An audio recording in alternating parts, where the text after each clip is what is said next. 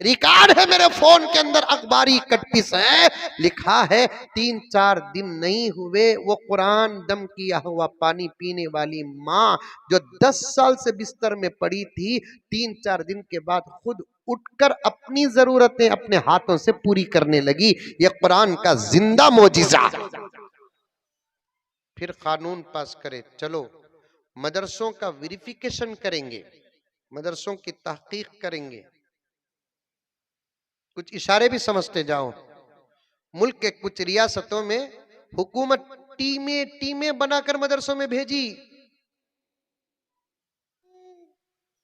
Most welcome, आ जाओ आ जाओ। आखिर एक ऑफिसर के बारे में रिकॉर्ड है मेरे पास, वो बैठे बैठे देख रहा था ये मासूम बच्चों के चेहरे, फिर तिलावत का अंदाज, जो पढ़ा जा रहा है वो कलाम कोई और नहीं है, अंदर पावर रखता है।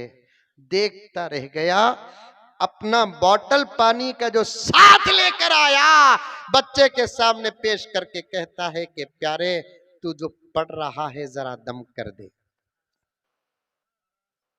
शिकार करने आए, शिकार हो गए,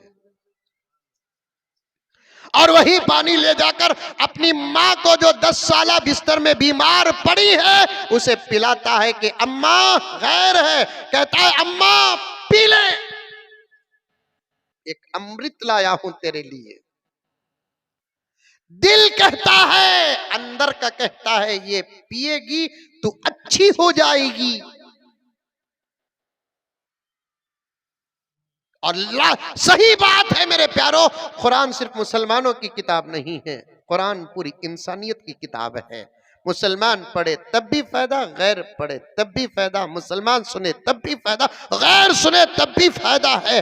अब माँ को थोड़ा थोड़ा करके उसे पानी पिलाया जाता है। रिकॉर्ड है मेरे फोन के अंदर, अखबारी कटपीस है, लिखा है 3-4 दिन नहीं हुए वो कुरान दम किया हुआ पानी पीने वाली माँ जो 10 साल से बिस्तर में पड़ी थी, 3-4 दिन के बाद खुद उठकर अपनी जरूरतें अपने हाथों से पूरी करने लगी। यह कुरान का जिंदा मोजिजा,